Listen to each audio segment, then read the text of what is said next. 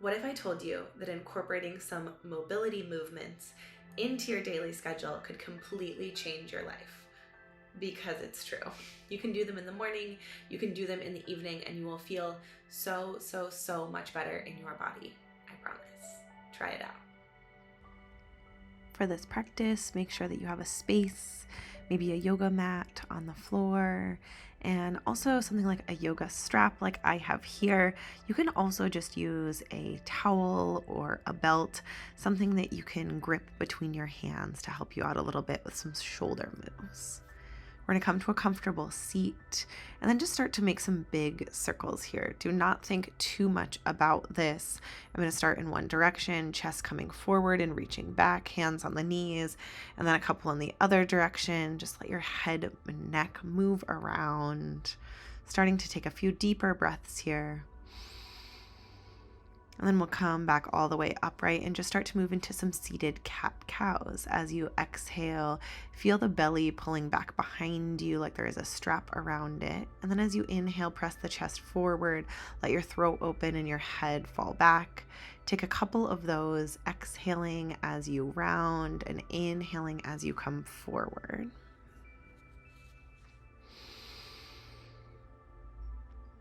And then we'll come back through here to a gentle neutral spine and let your chin come down to your chest. Soft, just sort of half circle. Bring it around so that right ear is on your right shoulder. You can add a little bit of pressure if that feels good, only if it feels good. And you don't have to have your ear all the way down to the shoulder. You can have the chin closer to the chest, whatever really feels good. And then slowly coming through to center and heading to the opposite side. You know your body and what may or may not get stretched and what might just be a little bit uncomfortable. So you do not have to add that additional weight of the palm on the opposite ear unless that is something that feels nice. Once we've done that in each direction, we'll just take a couple of those half circle rolls, chin to chest and ear to shoulder. Feeling the stretch down through the back of your neck, all around your cervical spine, somewhere that often we hold a lot of tension. And then we'll bring our head back upright. I'm going to turn to the side so that you can see visually a little bit better what I am doing. And I'm going to bring my left arm all the way up by my ear. I'm going to start to make slow circles moving backwards. So my palm is going to face forward. And as I make that slow circle, I feel my shoulder blade moving into the back body. So I imagine that bone pushing away the muscle. And it's going to open everything up in the back, the upper back, and also through the neck.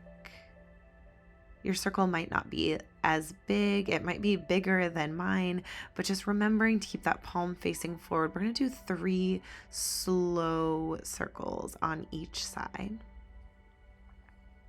Continuing to breathe this entire time. If you ever feel crunch, if you ever feel pain, back it off. And then we'll head to the other side, right arm up.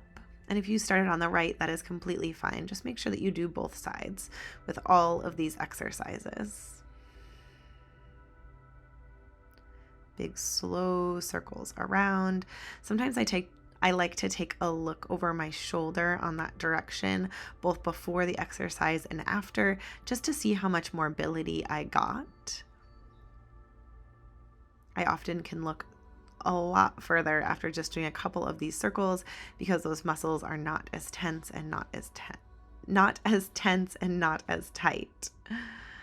All right, once we've done a couple of those, we're going to move on to shoulder flossing. So grabbing your strap or strap-like apparatus, bring it a little bit wider than your knees to start. We're going to see if I can get this entirely in the frame. Then we're going to float it all the way up, starting maybe an inch in front of the forehead as you inhale. And then as you exhale, you're going to start to floss the shoulders back, keeping tension in the strap. We'll do this a couple of times. And if it feels good to you, Or if you are a little bit more open in the shoulders, you can always start to bring that strap all the way back so that it's at your low back, low by your sacrum, as I am showing here.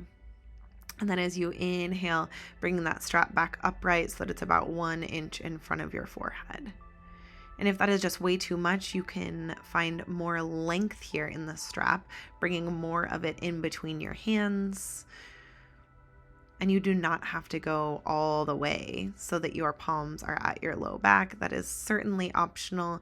You can just do it 1 inch in front of the forehead, 1 inch behind the crown of the head.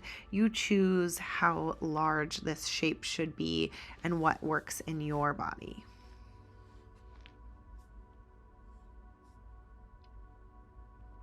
And if you're feeling a little bit more open on those first couple, you can always bring the hands closer together on your strap as well. We'll do about 5 of those, and then just get rid of your strap, put it to the side, hold hands with yourself, wrists together, and then just start to make a figure 8 in one direction.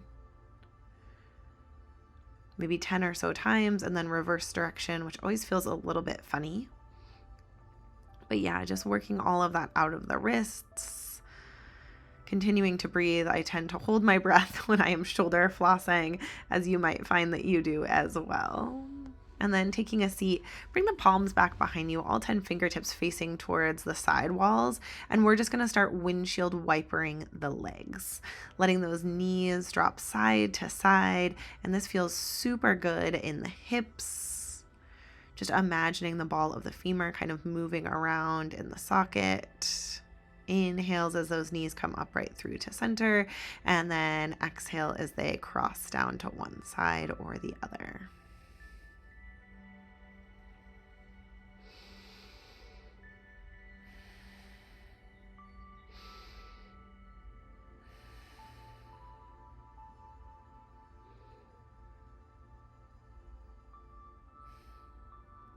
And the next time that your knees fall to the left, you're going to reach that left arm all the way up overhead, planting through the right palm, bicep framing the ear. Just get a nice little side body stretch, and then we'll let those knees travel over, and we'll do the exact same thing on the opposite side, just creating a little bit more space through the entire side body. And then release. We'll come back through to center here. Cross your ankles, come all the way up and over, and start to find a tabletop position. Squaring it off, palms underneath the shoulders, knees right underneath the hips. Just a nice square shape. And then exhale, round the back, cat pose. Inhale, open, find your cow. More traditional shape than the one that we found seated. So you might feel like you can move a little bit more, like you get a bigger stretch out of it. And then we'll just start to move just the shoulders only. So the back stays flat. And we'll just exhale to let the chest fall down, and then inhale to press up and away. Yeah, take a look at that, what that looks like in the video. Maybe take a look at yourself in the mirror. This one is not so much for the spine, more for our shoulder joint. And then we'll get one more little wrist stretch in. Bring all 10 fingertips to face in towards each other, and just shift your weight side to side, opening up through the inside of the wrists. If it feels good, bring all 10 fingertips to face back towards your body, and then just softly hinge forward and back. You can also do this stretch just one arm at a time, one hand at a time, if that feels better. Give the hands a nice shake out, release the wrists, and then hinge it back into your child's pose. Big toes together, knees out nice and wide. Return to a deeper breath. Inhales through the nose. Exhales through the mouth. As you inhale, maybe crawling those fingertips further forward on the mat, taking up more space.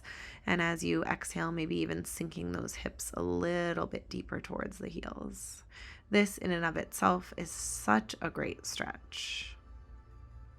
Then as you inhale, take your gaze forward, let your hips drop down, let the shoulders roll down and back, like we're kind of just going into a baby cobra sort of shape. This is great for the spine. This is great for the shoulders. Do that a couple of times as you inhale, hips drop down, shoulders roll on to the back body. And then as you exhale, just returning to that soft child's pose. Making sure that we wake up every single part of the spine.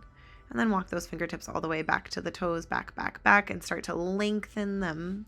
Hips towards the sky, and find yourself in a standing forward fold. Rinse it out, shake your head yes and no, wiggle the hips, let the fingertips dangle, and then we'll start to slowly, slowly, slowly roll to a stand. Head comes up last. And then as soon as you get to the top, we'll head back down, chin to chest, arms super long. Let yourself come all the way down. Just a couple of times. Inhales as you roll all the way up. Nice and slow, nice and loose, and then exhales as you roll all the way back down. Those legs do not have to be stick straight at any point. Keep a little bit of softness, trying not to lock anything out. And then we'll pause at the top and then exhale, just round the shoulders. Feel like you're hugging a tree in front of you, and then inhale, open the chest. Exhale to round, inhale to open, peel your palms back by your hips. Exhale, round, inhale, open. And then release, shake it on out. Forward fold again, and then start to walk yourself out to a downward facing dog. I have another video on this shape if you need any more details, if you have questions about where your body should be in space. Start to walk that dog, pedaling out one heel, let it drop down, then the other, maybe shake out the head or the neck. As always, knee softness is okay and encouraged in this shape. And then on an inhale, bring that right leg up. It doesn't have to be super long back behind you. And then step to the outside of that right hand for a lizard. I'm going to bring my left knee down and then just sort of rock a little bit here side to side. If you want to leave that left knee lifted, that is completely up to you. If you want to pad it on the mat so that it's nice and cozy, that is also okay. Just take a couple breaths in that hip stretch. And then we'll start to find a revolve twist. So inhale to open that right arm up, and then we'll switch, plant that right hand down, open that left arm up, which might feel like a super intense twist. We'll continue to move back and forth. You can always pause in any direction that feels good. And again, you can always have that left knee lifted. We'll go through these open twists 3 times in each direction. Inhales to open, and then exhales to close it right back off. And then we'll step it right back to that downward facing dog.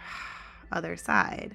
Left leg lifts. Exhale to step it to the outside of that left hand. Right knee down. Wiggle around. Get cozy here in the hips. This is an intense stretch. I find that it feels super good. And you can always help that foot to the outside of the hand too. It doesn't have to make a big step forward. None of this has to be drastic movement. And if anything feels good in your body, go there. We'll start to move into those twists. Left arm up to start, then left arm plants to the inside of that leg as that right arm lifts. And then we'll switch right hand down, left one up. Left hand down, right arm lifts. One more time in each direction.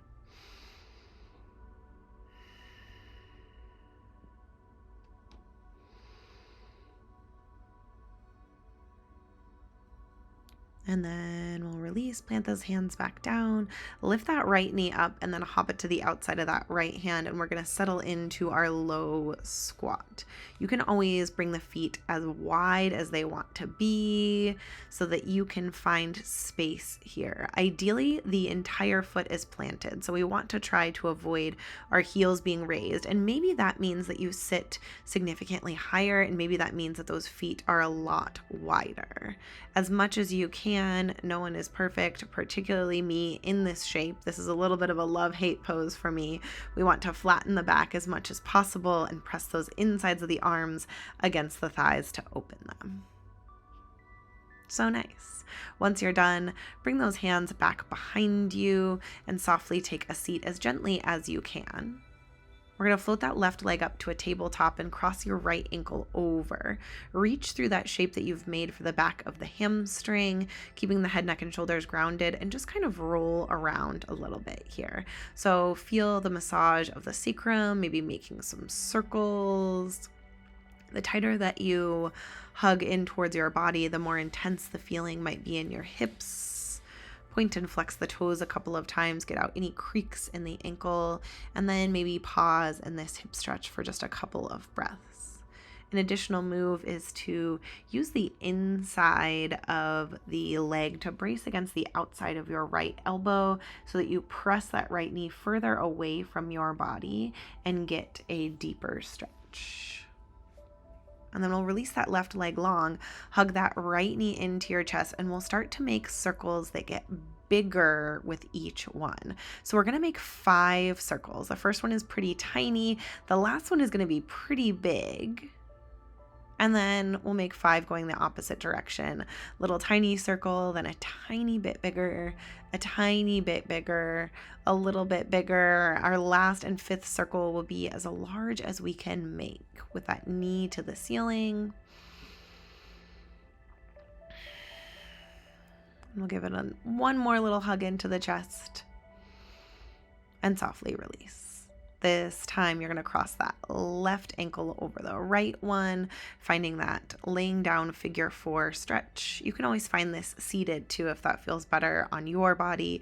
You won't get that additional little low back massage, but that is completely okay if that helps you get deeper into the hips. If you have more ankle creaks, you can always work those out. Movement or stillness, whatever you need in your body is okay.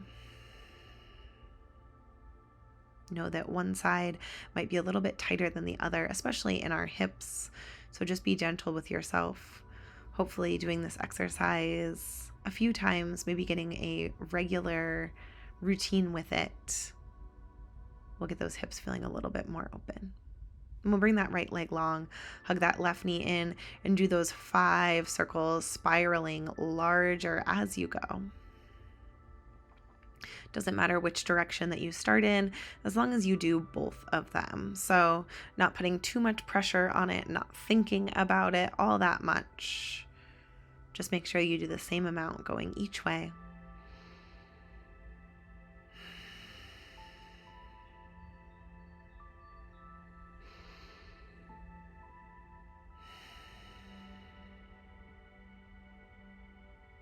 And then softly release. Getting ready for our very last stretch. You can add a strap. It is completely optional. Headed to our cobbler's pose or Supta Baddha Konasana. Bring the soles of the feet together. Let the knees diamond out to the side. I'm going to loop my strap around the tops of the feet here and then lay the head, neck, and shoulders down. Holding on to the straps can maybe help you intensify this stretch, which may feel good or it might not. So find what feels good in your body. Rest those shoulder blades heavy. Get heavy through the back of the head, through the outsides of the knees. Maybe softly close your eyes and take a couple of deep breaths.